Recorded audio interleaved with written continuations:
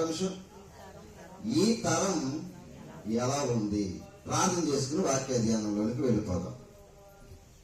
మహాపరిశుద్ధుడు అయిన పరలోకపు తండ్రి, నీ పరిశుద్ధమైన ఉన్నతమైన నామమునకు యేసుక్రీస్తు ప్రభుల వారి పేరట మీకు కృతజ్ఞతాస్తుతులు, వందనాలు తెలియజేస్తున్నాను.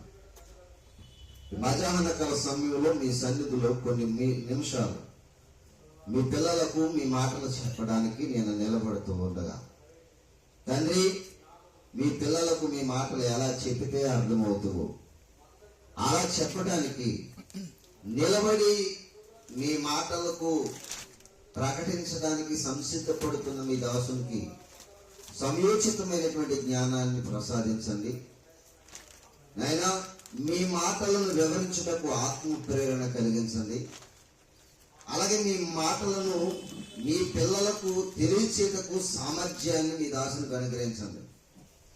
నిలబడిన మీ దాసుని నాటం నుండి మీ అద్భుతమైన సంగతులు మీ పిల్లలకు ప్రకటించుటకు మీ దాసునికి మీరు తోడుగా ఉండమని, ప్రకటించబడుతున్న ప్రతి మాటని పిల్లలు జాగ్రత్తగా పరిశీలించగలిగిన మనసును వారికి దయచేయమని, తద్వారా వారి ఆత్మీయ జీవితాన్ని బలపరుచుకునే భాగ్యము, ధన్యత వారికి అనుగ్రహించమని యేసు క్రీస్తు ప్రభుల వారి పేరట ఈ ప్రార్థన మిమ్మల్ని అడిగి వేడుకుంటున్నాను ప్రియా పరలోకపు కన్న తండ్రి, ఆమేన్.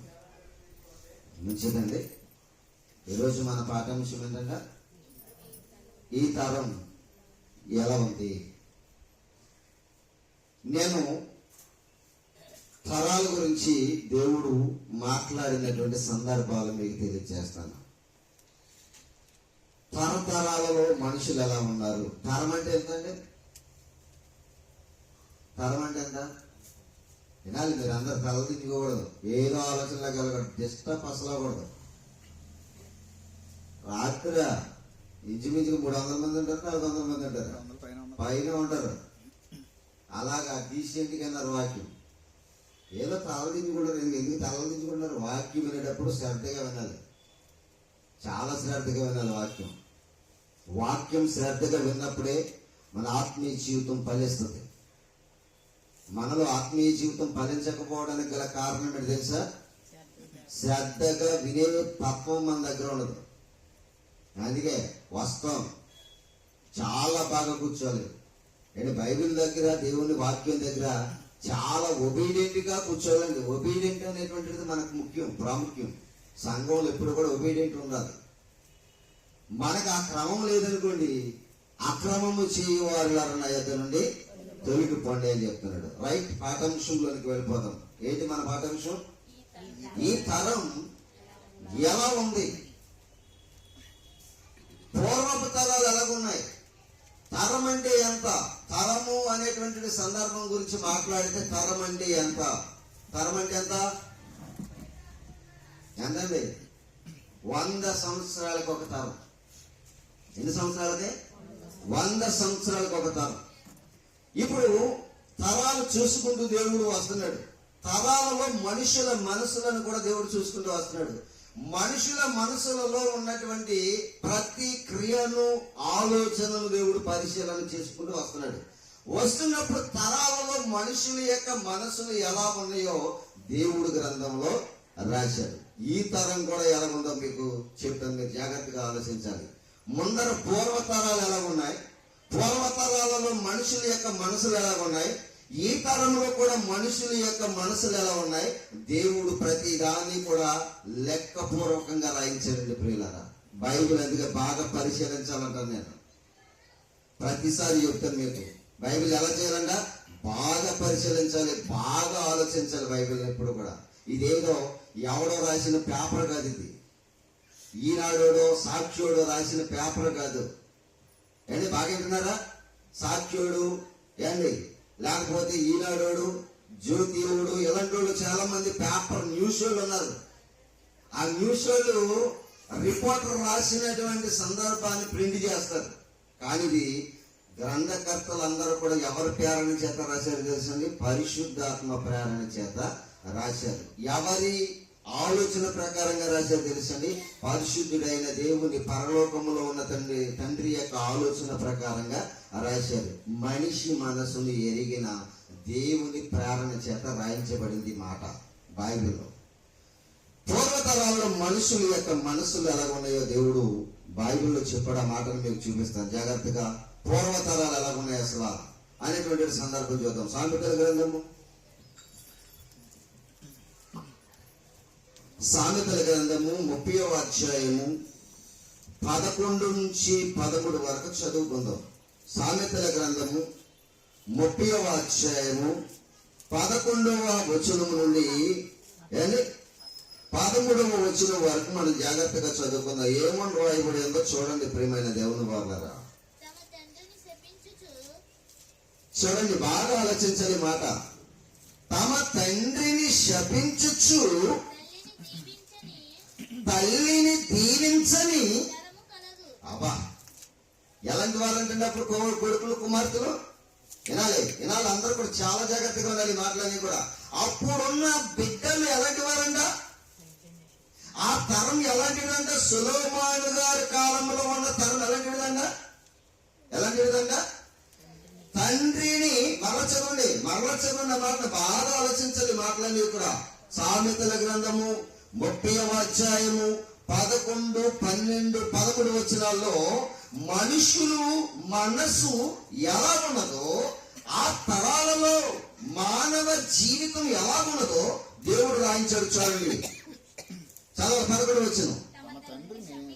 తమ తండ్రిని శపించుచు తల్లిని దీవించని తరం ఉందంటండి.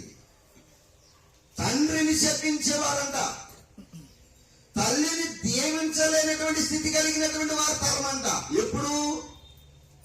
సొలొమోను గారి కాలంలో ఉన్న తరాలు.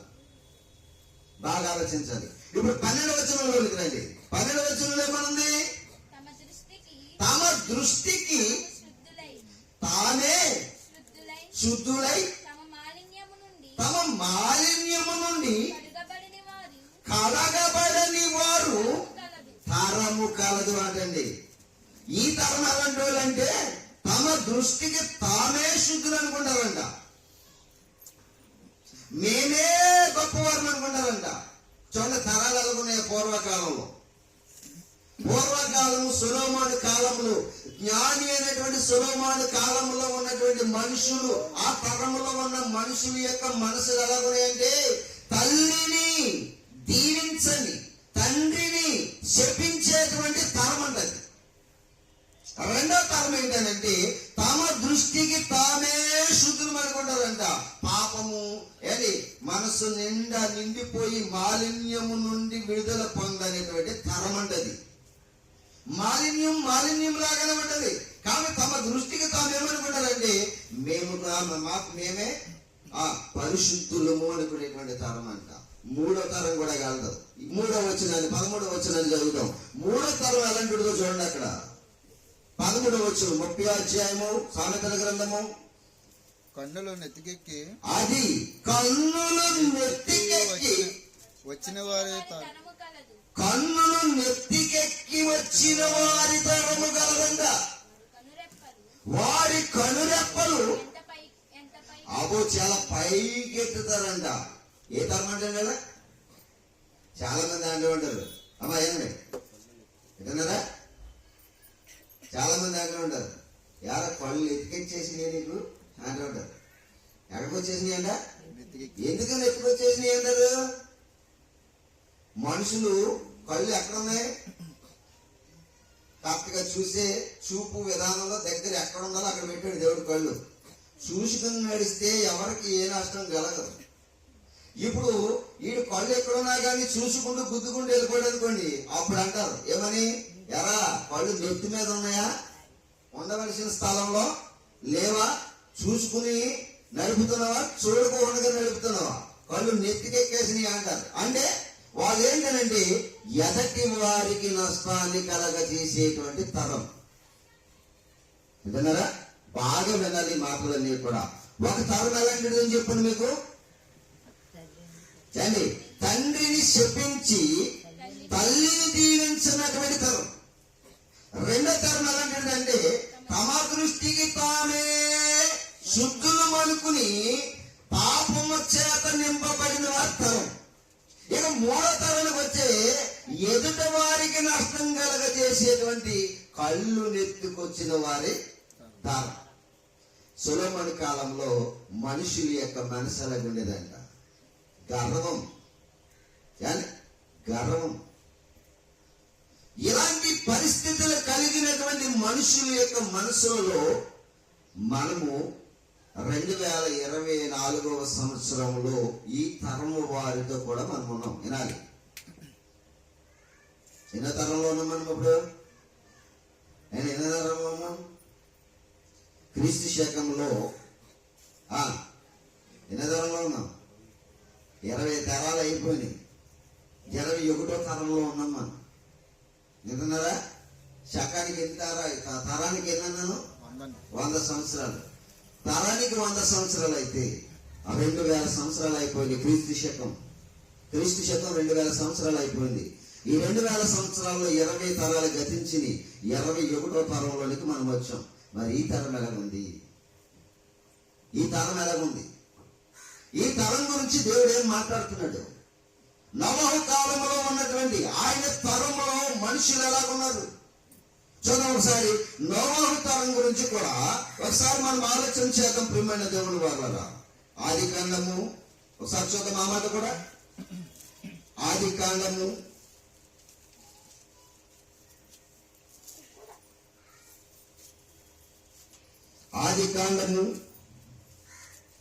6వ అధ్యాయము 7వ అధ్యాయము 1వ వచనం. చూడాలి, జాగ్రత్తగా చూడాలి మాటలన్నీ కూడా. యెహోవా దేవుడు క్రీస్తు పూర్వము నోవహు కాలములో నోవహు తరములో నోవహును చూసిన దేవుడు ఏమని సాక్ష్యం ఇస్తున్నాడు చూడండి. 7వ అధ్యాయం ఆది కాండము 1వ వచనం. యెహోవా ఈ తరములో ఈ తరమి వారిలో అంటున్నాడు చూడండి. ఈ తరము వారిలో నీవే నా ఎదుట నీతిమంతుడుగా అగపడుచున్నావు అంటున్నాడు చూడండి. నీతిమంతుడుగా అగపడుచున్నావు అంటే ఆ తరములో ఒక్కడు నీతిమంతుడా లేడా అంటే ఒక్కడు నీతిమంతుడు లేడు. ఆ తరములో నీతిమంతుడు ఎవరు? నోవహు ఒక్కడే. అందరూ అలాంటి వారు మార్గము చెరిపేసుకున్నారంట. 12వ వచనం చదవండి. 6వ అధ్యాయము 12వ వచనంలో ఏమని రాయబడిందో చూడండి. ప్రియమైన దేవుని వారలారా, దేవుడు భూలోకమును చూచినప్పుడు అది చెడిపోయి ఉండెను. భూమి మీద సమస్త శరీరము తమ మార్గమును చెరిపేసుకున్నారంట. ఎలా ఉన్నారంట? అందరూ చెడిపోయారంట. అందరి మనసులు చెడిపోయినాయంట. అందరి మనసులలో అనేటువంటి భావాలు చెడిపోయినాయంట. మంచి అనేటువంటిది ఏ మనిషిలోనూ మచ్చుకైనా కనిపించలేదంట. మంచి అనేది ఏ మనిషిలోనూ మచ్చుకైనను కనిపించలేదంట. ఆ తరములో నోవహు ఒక్కడే నీతిమంతుడిగా కనిపించాడు. అప్పుడు నోవహుతో దేవుడు చెప్తున్నాడు, వీరికి దైవ మార్గము గురించి నువ్వు నేర్పించు. ఏ గురించి? ఎందుకు నేర్పించాలి అనంటే మనుషులు పాపము వలన నాశనములకు పోతున్నారు. ఏ తరములోనూ ఏ మనిషి నశించిపోవడం దేవునికి ఇష్టం లేదు. అందుకే తరాలలో ఎవడైనా నీతిమంతుడు కనిపిస్తే వాణ్ణి పట్టుకుని వాని చేత దేవుడు తన మాటలను ప్రకటించే పనిని ఏర్పాటు చేశాడు. బాగా గమనించాలంటే అందుకే ఇప్పుడు ఈ తరం ఎలా ఉంది? నోవహు తరం చూస్తే నోవహు తరంలో నోవహు ఒక్కడే నీతిమంతుడు. ఆయన చెప్పిన సమాజము దేవుని మాటకు లోబడలేదు. అందుకే జల ప్రళయం వచ్చేసి ఆ తరం అంతా ఇప్పుడు ఏమైపోయిందంట? నాశనమైపోయింది. ఆ తర్వాత నోవహు మరణ దేవుని మాటలు బోధించుకుంటూ వచ్చాడు. నోవహు బోధించుకుంటూ వచ్చాడు. తన తరం అంతా కూడా బోధిస్తూ వచ్చాడు. జల ప్రళయం తర్వాత పుట్టిన ప్రతి వారికి నోవహు దేవుని గురించి చెబుతూ వచ్చాడు. కొంతకాలానికి మళ్ళీ ఏం జరిగిందో తెలుసా? ఒకసారి న్యాయాధిపతుల గ్రంథం చూడండి. న్యాయాధిపతుల గ్రంథం 2వ అధ్యాయం 10వ వచనాన్ని చూడండి. ఇలాగ నోవహు చెప్పుకుంటూ వచ్చిన కొంతకాలానికి ఏం జరిగిందో మరొకసారి న్యాయాధిపతుల గ్రంథము 2వ అధ్యాయం 10వ వచనాన్ని మనం చదువుకుందాం. చదవండి. ఆ తరము వారందరూ తమ పితరుల ఎదుట చేర్చబడిరి. వారి తరువాత యెహోవానైనను ఆయన ఇశ్రాయేలుల కొరకు చేసిన కార్యములనైనను ఎరగని తరము ఒకటి పుట్టిందంట. ఎవరి గురించి ఎరగని తరం పుట్టిందంట? దేవుని గురించి తెలియని తరం పుట్టిందంట. మీరు బాగేనండి. దేవుని మాట ఎందుకు చెప్తున్నామో తెలుసా? దేవుని వాక్యం ఎందుకు చెప్తున్నామో తెలుసా? దేవుడు అనేవాడు తెలియకుండా పోతే మనమందరం కూడా నరగలిగి పోతాం చనిపోతే. అందుకనే తరతరాలలో దేవుడు తన మాటలను తన పిల్లలకు తెలియచేయాలని తరతరాలలో మనుషుల కోసం ఎదురు చూస్తున్నాడంట. ఎవరి కోసం ఎదురు చూస్తున్నాడు? నీతిమంతుల కోసం ఎదురు చూస్తున్నాడంట. బాగా వినాలంటున్నాను. అందుకే దేవుని వాక్యమును స్వీకరించే వారి కొరకు ఎదురు చూస్తున్నాడంట. వాక్యము కొరకు ఆశపడే వారికి ఆశపడే వారి కొరకు ఎదురు చూస్తున్నాడంట. ప్రార్థించే వారి కొరకు ఎదురు చూస్తున్నాడంట. తరతరాలు చూసిన తరానికి ఒక్కడు మాత్రమే నీతిమంతుడిగా కనిపిస్తున్నాడు. ఆ ఒక్కడి చేత సమాజానికి దేవుని మాటలు ప్రకటించాలని ఆయన ఆలోచన కలిగి ఉన్నాడు. సమాజం ఎలాగుందని చెప్తున్నాడు. అప్పటికి సమాజం ఎలాగుందంటమ్మా? ఏంటి? తండ్రిని దూషించు తల్లిని దీవించని తరంగా ఉన్నారంట. ఇంకో తరం ఎలాగుంది? తమకు తామే శుద్ధులను గురించి పాపము చేత పట్టబడిన వారి తరంగా ఉన్నారంట. ఇంకోటి ఎలాగుందంటే ఎదుట వారిని దూసుకుంటూ పోతూ నాశనం చేస్తూ కళ్ళు నెత్తికొచ్చిన వారిగా తరం కనిపిస్తుందంట. బాగా ఆలోచించాలి. మరి మన తరం ఎలాగుంది? ఆ తరాలలో మనం చూస్తే అలా ఉంది. మరి ఇప్పుడు తరం ఎలా ఉంది?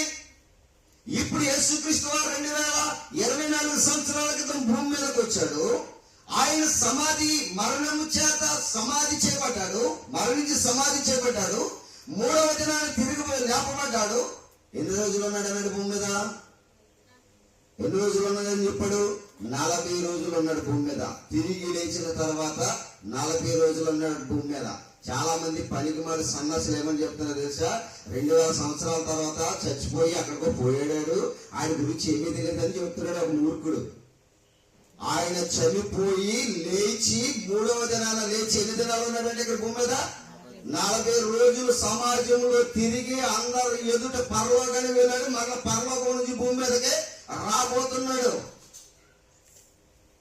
మూర్ఖపు సమాజమా! యేసు చనిపోయి ఎక్కడికో పోయాడు అనుకుంటున్నారు. సమాజం చనిపోయి ఎక్కడికి పోలేదు. చనిపోయి తిరిగి లేచి 40 దినాలు భూమి మీద ఉండి తర్వాత పరలోకానికి వెళ్ళాడు. పరలోకములో నుంచి భూమి మీదకే రాబోతున్నాడు సంఘాన్ని తీసుకెళ్ళడానికి. యేసు ప్రభు ఏమైపోయాడో తెలియదంట మూర్ఖ జనం. బాగా ఆలోచించాలని. అందుకే ఏం తెలుసు నీకు యేసు ప్రభు గురించి? యేసు ప్రభు మీద మాట్లాడుకునే పనికి మాలిన మాటలు మాట్లాడుతున్నారేమో. నాశనం అయిపోయేవాడే మాట్లాడతాడు ఎవడైనా మాట. యేసు ప్రభు లేడని కానీ, యేసు ప్రభు సిలువలో మేకులు పీక్కోలేడని కానీ పనికి మాలందరూ ఆయన మీద డామినేట్ చేసి మాట్లాడుతున్నారు. ఆయన చనిపోయాడు అన్నది నిజం. ఆయన సమాధి చేయబడనన్నది నిజం. ఆయన 3వ దినాన్ని తిరిగి లేపబడ్డాడు అన్నది నిజం. 40 రోజులు భూమి మీద అందరికి కనిపించాడు అన్నది నిజం. పరలోకానికి వెళ్ళిపోయాడు అన్నది నిజం. మరలా వస్తాడు అన్నది కూడా నిజం. బాగా ఆలోచించాలి. ఈ తరం మరి 2024 సంవత్సరంలో క్రీస్తు శకంలో ఉన్న తరాలు ఎలాగున్నాయి? ఆయన పుట్టిన కాడి నుంచి ఈ తరాలు ఎలాగున్నాయి? ఒకసారి మన బైబిల్ గ్రంథాన్ని పరిశీలన చేద్దాం. అప్పటి తరాలు అయితే ఎలాగున్నాయని చెప్పాను? తండ్రిని దూషించి తల్లిని దీవించని వారి తరమది. ఇంకోటి ఏంటంటే తమకు తామే శుద్ధులు అనుకొనొచ్చు పాపము చేత పట్టబడిన వారి తరమది. ఇంకోటి ఏంటంటే ఎదుటి వారిని నాశనం చేయడంలో ఆ కళ్ళు నెత్తికొచ్చిన వారి తరం అది. తర్వాత నోవహు కాలంలో నోవహు అక్కడే నీతిమంతుడిగా కనిపించిన తరం అది. మరి ఇప్పుడు తరం, ప్రజెంట్ తరం ఎలా ఉంది చూస్తారు ఒకసారి. ప్రజెంట్ తరం ఎలా ఉందో దేవుడు చెప్తున్నాడు. మార్కు గారు రాసినటువంటి సువార్త చూద్దాం. మార్కు గారు రాసినటువంటి సువార్త 9వ అధ్యాయము 19వ వచనం. మార్కు గారు రాసినటువంటి సువార్త 9వ అధ్యాయము 19వ వచనం. చదవాలి జాగ్రత్తగా. అందుకాయన ఏమంటున్నాడండి? ఆయన విశ్వాసము లేని తరము వారులారా అంటున్నాడు. ఏ తరం వారంటే ఇప్పుడు ఉన్నవారు? అందరు సంఘాలలో చేరిపోయి అందరము విశ్వాసములే ఉన్నవారు అంటున్నాం. అందరు విశ్వాసం అని చెప్పుకుంటున్నాం. మరి దేవుడు ఏంటి ఇలా చెప్తున్నాడు? దేవుడు ఏమని చెప్తున్నాడు? విశ్వాసము లేని అని బైబిల్ చెప్తుంది. మనకు అలాంటి తరము, మనకు అలాంటి తరం అంట విశ్వాసము లేని తరం అన్నాడు. కారణం ఏంటి? ఇందాకే చెప్పాను మీకు. వినుట వలన విశ్వాసం కలిగిన. ఎవరిని గురించి వినాలి? యేసుక్రీస్తుని గురించినటువంటి మాట వినుట వలన మనకి ఏం కలిగిద్దంట? విశ్వాసం కలిగిద్ది. మనము వస్తాం, వినడానికి ప్రయత్నం చేస్తాం, కానీ వింటున్నాం అనుకుంటాం. ఎలా వింటాం తెలుసా? అశ్రద్ధగా వింటాం, శ్రద్ధగా విన్నాం. ఎలా వింటామంట? అశ్రద్ధగా. శ్రద్ధ లేదు మనకి వినేటప్పుడు. అందుకే శ్రద్ధ కలిగి వింటే వినుట వలన మనకి ఏం కలిగిద్దంట? విశ్వాసం కలిగిద్ది. ఇప్పుడు ప్రభు వారు ఏమని చెప్తున్నారు? విశ్వాసము లేని తరము వారులారా అంటున్నాడు. ఈ తరం అంతా కూడా ఎలాగుందంటే తెలిసండి, విశ్వాసులు మరి చెప్పుకుంటున్నారు కానీ మనలో ఏం లేదంట, విశ్వాసం లేని తరం అంటుంది. విశ్వాసము లేని తరము వారులారా అని చెప్పుకుంటున్నాడు. ఇంకా మాట చూస్తారా? లూకా గారు రాసినటువంటి సువార్త, లూకా గారు రాసినటువంటి సువార్త 7వ అధ్యాయము 31వ వచనం. లూకా గారు రాసినటువంటి సువార్త 7వ అధ్యాయము 31వ వచనం. కాబట్టి ఈ తరము మనుషులను నేను దేనితో పోల్చుదును? వారు దేనిని పోలి ఉన్నారు? సంత వీధులలో. బాగా చెప్తున్నారు. ఈ తరము వారిని నేను దేనితో పోలుతును? ఈ తరం వారి పరిస్థితి ఎలా ఉంది? ఈ తరం వారందరూ కూడా ఎలాగున్నారు? వారి యొక్క ప్రవర్తన ఎలా ఉంది? వారి భావన ఎలా ఉంది? ఈ తరము వారు దేవుని ఎదుట ఎలా ఉన్నారు అని చెప్తున్నాడు. ఇక్కడ చూడండి, ఈ తరము వారు 7వ అధ్యాయము 37వ వచనం. లూకా సువార్త 7వ అధ్యాయము 37వ వచనం. ఏమన్నా రాయబడి ఉంది చదవండి ఇక్కడ. కాబట్టి ఈ తరము వారు మనుషులు, ఈ తరము వారైన మనుషులు నేను దేవునితో పోల్చి ఉన్నాను. నేను దేనితో పోల్చి ఉన్నాను? వారు దేనిని పోలి ఉన్నారు? సంత వీధులలో కూర్చుండి ఉండి మీకు పిల్లల క్రోవి ఊదితిమి గాని మీరు నాట్యమాడరైతిరి. ప్రలాపించితిమి గాని మీరు ఏడవరైతిరి అని ఒకరితో ఒకడు చెప్పుకుని పిలుపులాటలు ఆడుకును పిల్లకాయలను పోలి ఉన్నారంట. ఎలాగున్నారంట? పిలుపులాటలు ఆడుకునే పిల్లకాయలను పోలి ఉన్నారంట ఈ తరం వారు. ఎందుకని? పిల్లంగు ఊదారంట నాట్యం ఆడమని. కానీ నాట్యం ఆడటం లేదంట. పిల్లంగు ఊదబడుతుంది కానీ నాట్యం మాత్రము ఆడలేదంట. పిలుపులాటకు వచ్చినటువంటి ఎలాగున్నారంట? పిల్లకాయలను పోలి ఉన్నారంట. ఏడుస్తున్నారంటే కానీ ఈడ మాత్రం ఏడవరైతిరి అంట. తరాలు చూడండి ఎలాగున్నాయో. ఎందుకు ఏడవాలి? యేసుక్రీస్తు వారు శరీరధారి అయిన దినాలలో కన్నీళ్లతోనూ రోదనతోనూ బాధలతోనూ ఆయన తన జీవితాన్ని గడిపినట్టుగా కనిపిస్తుంది బైబిల్లో. మీరు బాగా ఆలోచించాలి. ఈ తరాన్ని ఎలా పోల్చాడంటమ్మా? విశ్వాసము లేని తరం వారితో పోల్చాడంట. ఏం లేదు మనలో, లేదు. ఆయన చూస్తున్నాడు ప్రతి మనిషిని, తరాలలో ఉన్న ప్రతి వ్యక్తిని కనిపెడతాడు ఆయన. ఆయన చూస్తే మనమందరం కూడా ఎలా కనిపిస్తున్నామంట? విశ్వాసము లేని తరం వారమంట. ఎందుకు విశ్వాసం లేదు మనకి? ఏమా మనలో ఎందుకు విశ్వాసం లేదు? వినాలి. ఎందుకు లేదు చెప్పండి. విశ్వాసం లేకపోవడానికి కారణం ఏంటి? విశ్వాసం లేకపోవడానికి కారణం ఏంటి చెప్పనా? చూద్దాం బైబిల్లో అపోస్తలుల కార్యాలు. అపోస్తలుల కార్యాలు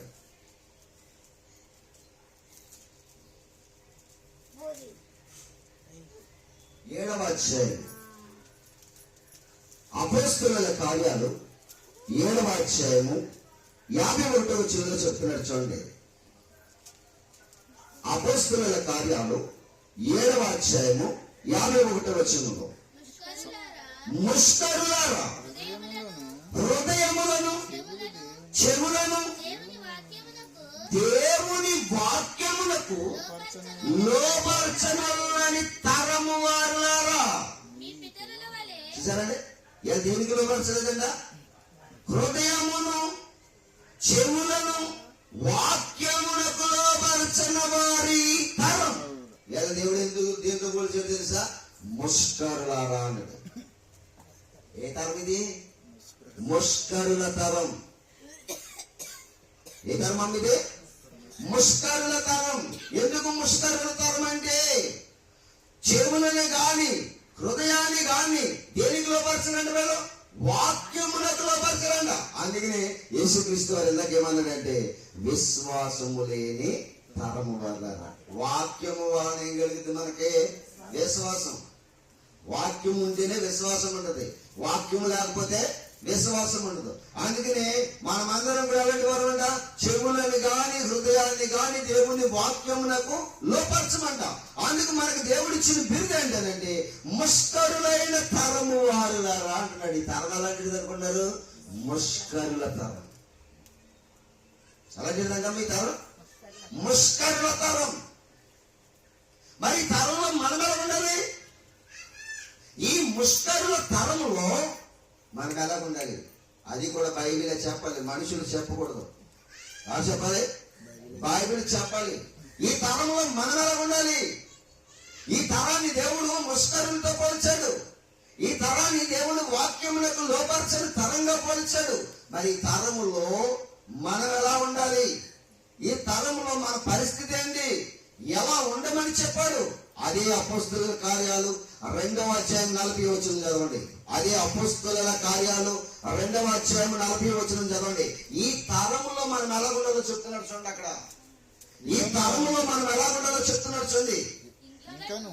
ఇంకను అనేక విధములైన మాటలు అనేకమైన విధములైన మాటల చేత సాక్ష్యమిచ్చి.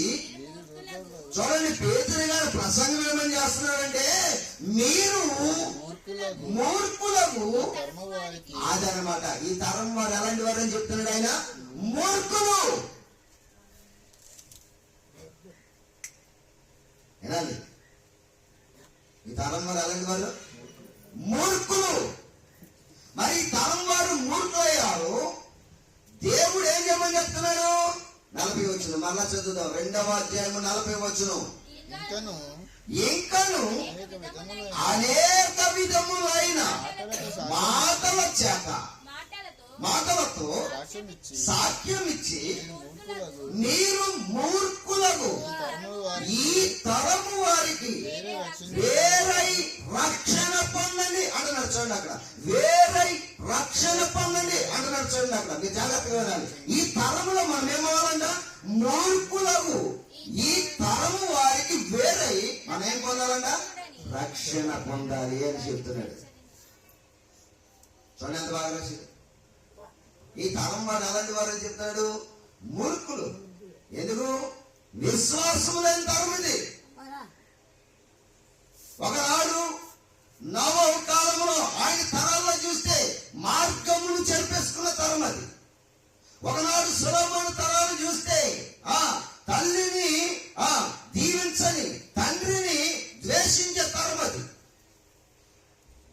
ఈ తరం ఉందే, ఈ తరంలో తల్లి కన్నా, తండ్రి కన్నా, భార్య కన్నా, పిల్లల కన్నా ఎక్కువగా దేవుణ్ణి ప్రేమించే తరం ఇది.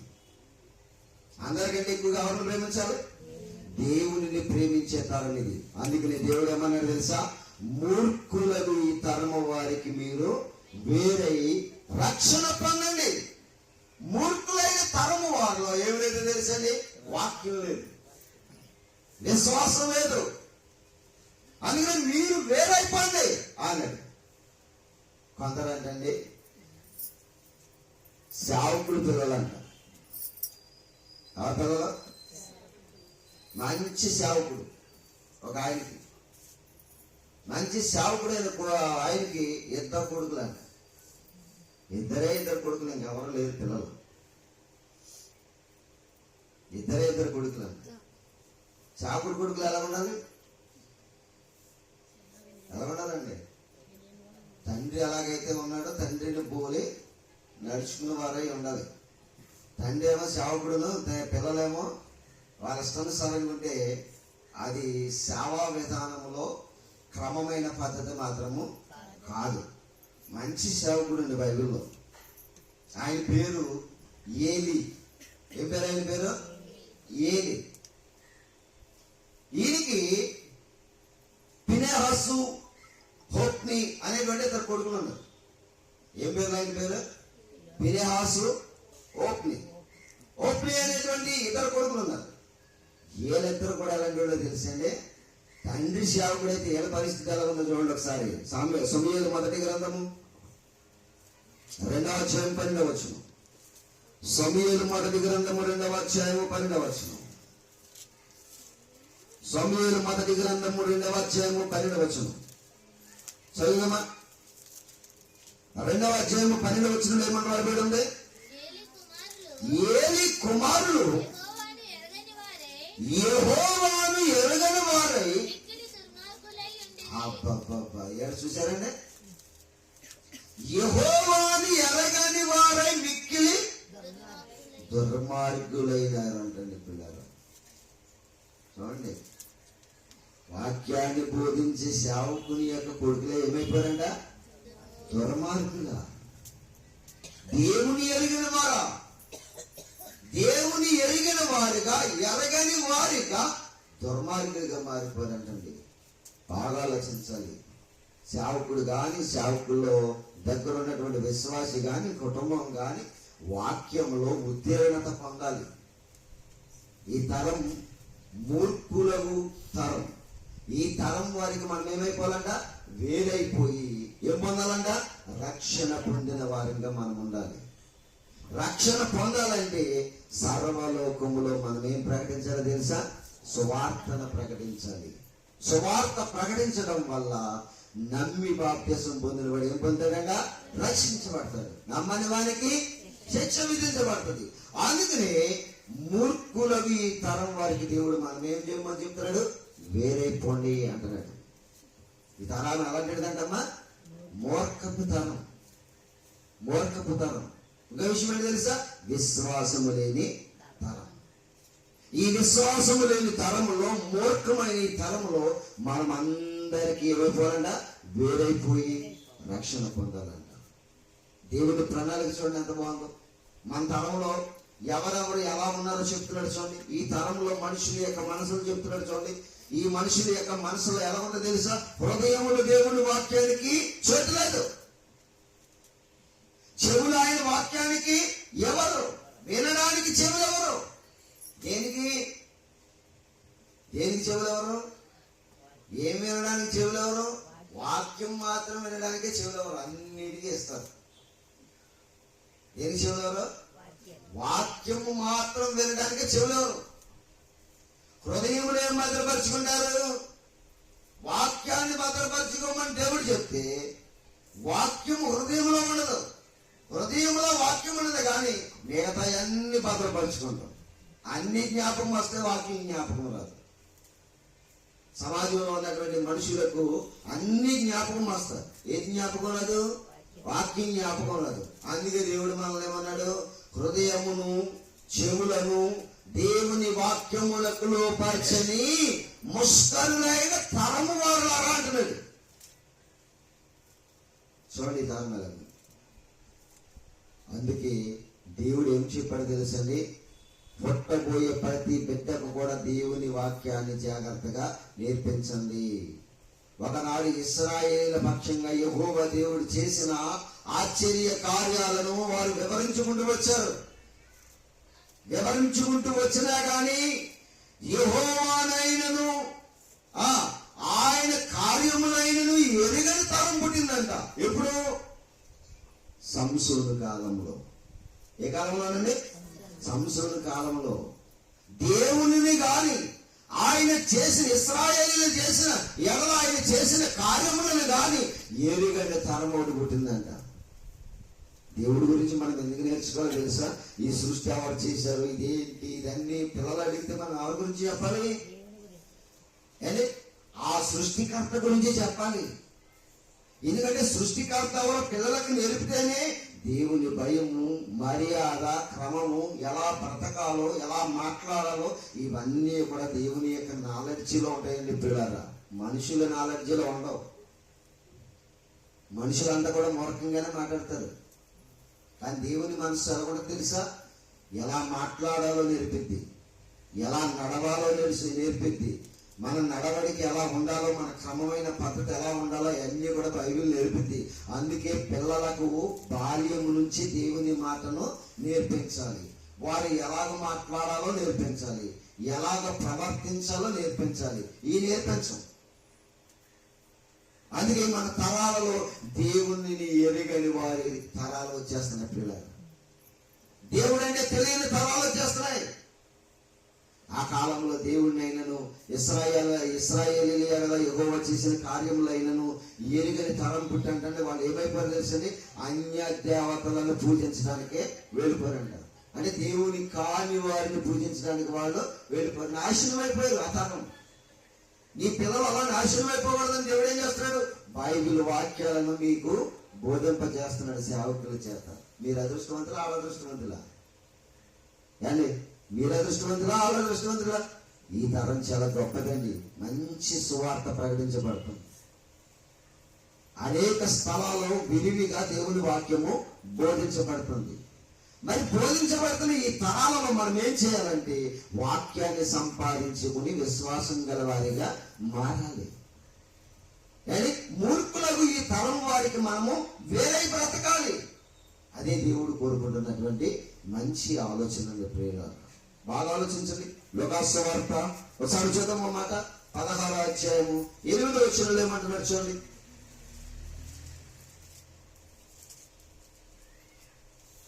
బాగా ఆలోచించండి. లూకా గారు రాసినటువంటి సువార్త 16వ అధ్యాయము 8వ వచనంలో ఏమంటున్నారు చూడండి ఒకసారి.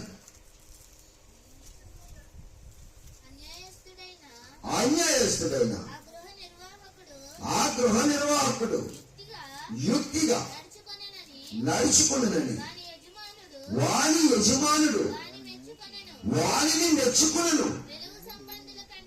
వెలుగు సంబంధుల కంటే ఈ లోక సంబంధులు అది చూడండి తమ తరమును బట్టి చూడగా యుక్తి పరులై ఉన్నారంటే చూడగా. మనం కూడా ఈ తరంలో ఎలా ఉండాలంటే యుక్తి పరులుగా బ్రతకాలంట.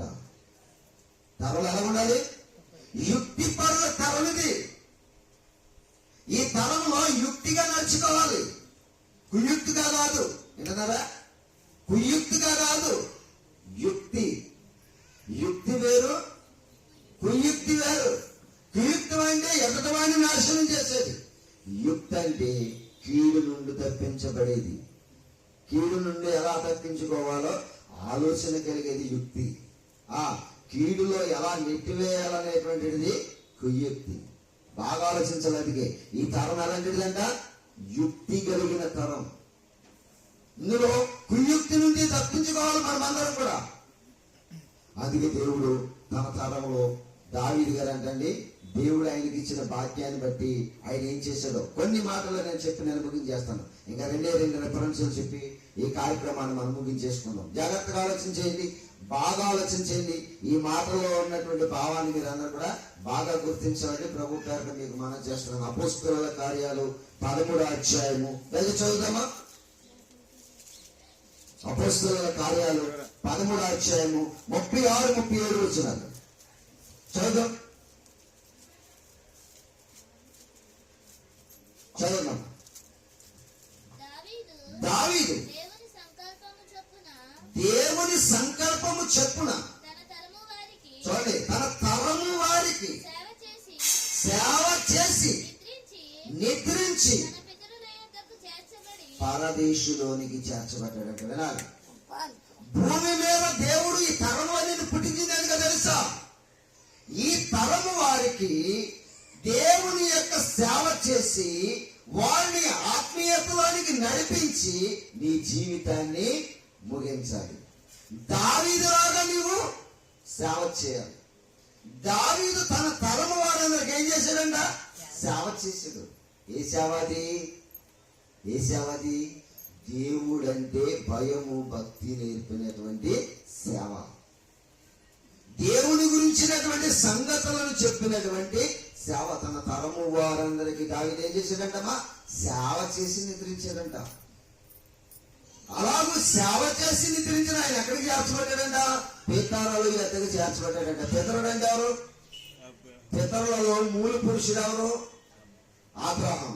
వినాలి, పితరులలో మూల పురుషుడు ఎవరు? అబ్రహాం. అబ్రహాం ఏమని పేరు పెట్టబడిన వాడు? విశ్వాసులకు తండ్రి అని పేరు పెట్టబడిన వాడు. విశ్వాసులకు తండ్రి అని పేరు పెట్టబడిన వాడు అబ్రహాం. ప్రజెంట్ ఎక్కడ ఉన్నాడు? ఇప్పుడు ఎక్కడ ఉన్నాడండి? పరదేశంలో ఉన్నాడు. ఎందుకు పరదేశంలో ఉన్నాడు తెలుసండి? ఎందుకు పరదేశంలో ఉన్నాడు తెలుసా? పేద లాజరు చనిపోయాడు. తెలుసు కదా మీకు? ఎవరంటే లాజరు కురుపులతో నిండిన వాడు, భూమి మీద ఆకలితో అలమటించిన వాడు, శరీరం అంతా కూడా కురుపులతో నిండబడి ఓపుకోవడానికి గోళ్లు కూడా లేకుండా చాలా దీన స్థితిని అనుభవించి చనిపోయిన లాజరుని చూసారా? ఆయన ఎక్కడికి వెళ్ళిపోయాడంట? అబ్రహాము కుడి రొమ్మున అనుకున్నటకు కొలుపబడ్డాడంట. అంటే అబ్రహాము ఎక్కడున్నాడు? భారతదేశంలో ఉన్నాడు. ఇప్పుడు దావీదు కూడా తన తరము వారికి దేవుని సేవ చేసి అనేకులను దేవుని వైపు నడిపించడం వల్ల ఆయన కూడా ఎక్కడికి వెళ్ళిపోయాడు? ఇప్పుడు పితరుల యొద్దకి, అంటే అబ్రహాము ఉన్న భారతదేశంలోనికి వెళ్ళిపోయాడు. ఇప్పుడు మనం కూడా ఏం చేయాలి? ఇప్పుడు ఏం చేయాలి? మనం కూడా ఏం చేయాలో తెలుసండి? చూడండి, ఆఖరికి ఒక మాట చూపించి నేను ముగించేస్తాను. కీర్తన గ్రంథము 78వ అధ్యాయము చదవ ఒక మాట. కీర్తన గ్రంథము 78వ అధ్యాయము 5-7 వచనాలు చదువుకుందాం. కీర్తన గ్రంథము 78వ కీర్తన 5వ వచనం.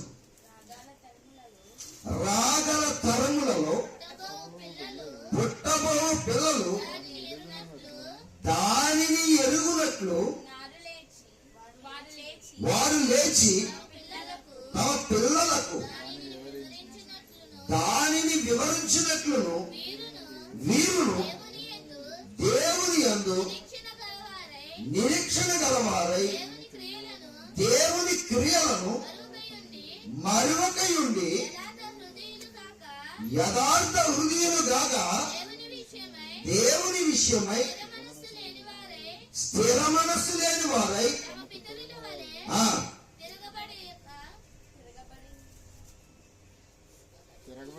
తిరగబడకయు మూర్ఖతయు తిరుగుబాటును గల ఆ తరమును పోలి ఉండకయు. అదనమాట, వారు ఆయన ఆజ్ఞలను గైకొనున్నట్లును ఆయన యాకోబు సంతతికి శాసనములను నియమించెను. చూసారండి, జనం అంటండి దేవుని వాక్యం బోధించబడకపోతే మనుషులు ఎలా తయారైపోతారంట? తిరగబడేవారిగా తయారైపోతారంట. ఎలాగంటండి? తిరగబడేవారిగా. ఇందాక నేర్చుకున్నాం కదా, సొలొమోను కాలంలో మనుషులు ఎలాగున్నారు ఏంటి? తండ్రిని దూషించుచు, ఆ తండ్రిని శపించుచు, తల్లిని దీవించను వారి తరం అది. ఎందుకు వాళ్ళు అలాగైపోరు? వాళ్ళకి దేవుని కట్టడలను బోధించేవారు లేకపోయారు. వింటున్నారా? పిల్లలు ఎందుకు చెడిపోతారు అనుకున్నారు? అందుకని దేవుడు ఎప్పటి నుంచి నేర్పించమన్నాడు దేవుని వాక్యాన్ని? బాల్యము నుంచి వారికి వాక్యాన్ని నేర్పించండి, లేకపోతే వారు తిరుగుబాటు తిరిగి చేసేవారుగా మారిపోతారు. అందుకే దేవుని గొప్పతనాన్ని తరతరాలు మీరు చెప్పండి. మీ పిల్లలకు, పుట్టబోయే పిల్లలందరికీ కూడా దేవుని గురించి చెప్పండి. ఇశ్రాయేలీయుల కాలంలో సముద్రమును దాటించి ఐగుప్తు దేశంలో నుంచి, బానిసరకంలో నుంచి విడిపించిన సందర్భాలు చెప్పమని చెప్పాడు. ఇప్పుడు యేసు ప్రభు వారి భూమి మీదకి వచ్చి ప్రతి మనుషుల పాపము నుండి విడిపించడానికి మరణించి సమాధి చేయబడి 3వ దినాన లేచాడు. ఆయన చేసిన కార్యము మన ఎడల కనిపిస్తుందని యేసుక్రీస్తు గురించి తరంలో మనము చెప్పాలండి. ఇలా చెప్పడం వల్ల మనుషులు ఏమవుతారండి? మూర్ఖపు విధానాన్ని విడిచిపెట్టి ఎలా మారుతారంటండి? మంచి మనుషులుగా, మంచి మనసు కలిగిన వారిగా మారే మనుషులుగా ఉంటారంటే పిల్లలు. అందుకే దేవుని గురించినటువంటి సంగతుల సమాజానికి తెలియచేయాలంట. ఈ తరం ఎలాగుందని చెప్తున్నాడు ఏంటి? ఈ తరం ఎలాగుందన్నాడు? తిరుగుబాటును, మూర్ఖత్వమును, విశ్వాసము లేని తరంగా కనిపిస్తుందంట. అందుకనే మనం ఏం చేయాలంట? ఈ తరం వారికి ఏం చేయాలంట? సేవ చేయాలంట. ఎవరిలాగా? దావీదులాగా ఈ తరం వారికి సేవ చేసి మనం నిద్రిస్తే మనం పరదేశంలోనికి వెళతామంట. దావీదులాగా సేవ చేసి పరదేశంలోనికి వెళతారు. న్యాయాధిపతుల కాలములో న్యాయాధిపతుల కాలములో, సంసోను జీవించినటువంటి కాలములో యెహోవానైనను ఇశ్రాయేలీయుల ఎడల దేవుడు చేసిన కార్యములైనను ఎరుగని తరములాగా ఉండి నాశనానికి పోతారు. నిర్ణయం దేవుడు మనకి విడిచిపెట్టాడు. మార్పు చెంది విశ్వాసమును సంపాదించి దావీదు వలె మన తరానికి మనం ఏం చేయాలంట? సేవ చేద్దాం. మనం అనేక మందిని రక్షించి మన తరములో మన గొప్పతనాన్ని దావీదులాగా చాటుకుందాం. దేవుడు అలాంటి కృపను మనందరికీ కూడా దయచేయును గాక. ఆమేన్. ప్రార్థన చేసుకుని కార్యక్రమాన్ని ముగించుకుందాం. ప్రార్థన చేసుకుందాం. శాశ్వతమైన ప్రేమతో అతి మిక్కిలిగా నన్ను మమ్మలను ప్రేమించిన కనతండ్రి, ఇప్పటి వరకు నీ పిల్లలకు ఈ తరంలో మనుషులు ఎలా ఉన్నారో నీ మాటలు చెప్పాం. పూర్వపు తరాలు ఎలాగున్నాయి, ఇప్పటి తరం ఎలాగుంది, సందర్భాలు చక్కగా మీ లేఖనాల్లో మా కొరకు రాయించినట్టు విధానాన్ని బట్టి నీ స్తోత్రాలు. ఈ కొడుకు ముగించుకుని మీ పిల్లల వారి గృహాలకు వెళ్తుండగా నెమ్మది నీ సమాధానాన్ని వారికి దయచేయండి. ఇదిగో మా ప్రభా, మరి ప్రతి వారి ఎడలో మీ చిత్తాన్ని జరిగిస్తారని ప్రార్థిస్తున్నాను. ఇక్కడున్న ప్రతి కుటుంబాన్ని మీరు చల్లగా కాపాడండి. మీరు ఎక్కడ చేతను భద్రపరచండి. ఇదిగో మా ప్రభా, మా గృహం నాయన మీరు జ్ఞాపకం చేసుకోండి. మాకు ఇచ్చినటువంటి భార్య, ఇద్దరు కుమార్తెను కూడా మీరు జ్ఞాపకం చేసుకోండి. మరొక ఆయుష్నివ్వండి, ఆరోగ్యాన్ని ఇచ్చింది. నీ పనులు ఫలవర్తమైన పాత్రగా నిలబెట్టండి. రాబో దినాల్లో మేము ఎలా జీవించాలో మాకు నేర్పించమని ప్రార్థన చేస్తున్నాను. ఇదిగో మా ప్రభా, ఇక్కడ కూర్చుని విన్న వారిని, శబ్దాంతరం ద్వారా విన్న వారిని అందరినీ చల్లగా కాపాడి నీ కొరకు బ్రతికే భాగ్యము, ధన్యత అనుగ్రహిస్తారని ప్రార్థిస్తున్నాను. ఇదిగో మా తండ్రి, మీ సేవకుడైన నన్ను కూడా మీ మహాజ్ఞాన సంగతులు ఇంకా అనేకమైన స్థలాలలో మీ పిల్లలకు చెప్పడానికి నన్ను బలపరచండి. మీ చిత్త ప్రకారంగా మీ పాత్రగా వాడుకోమని ప్రార్థిస్తూ 25 రాత్రి జరిగే కూడుకను, 27 రాత్రి జరిగే కూడుకను మీ నామానికి మహిమార్థంగా జరిగించమని ప్రార్థన చేస్తూ మా ప్రభువును, మీ ప్రియ కుమారుడు, మా రక్షకుడునైన యేసుక్రీస్తు ప్రభువు వారి పేరట ఈ ప్రార్థన మీకు సమర్పించి అడిగి వేడుకుంటున్నాను. మా ప్రియ పరలోకమందున మా కన్న తండ్రి, ఆమెను ప్రేమ తండ్రి అయిన దేవుని ప్రేమ, ఆయన కుమారుడును మన రక్షకుడైన యేసుక్రీస్తు వారి యొక్క కృప, ఆదరణకర్తైన పరిశుద్ధాత్మ కన్వేని సహవాసము ఇప్పుడు నిత్యం సదా మనకు సకల పరిశుద్ధులను ప్రార్థించబడిన అంశంలో నెరవేర్చబడకును సదా తోడు నడిపించును గాక. ఆమేన్. అందరికీ హృదయపూర్వకమైన వందనాలు. All of you. God bless you.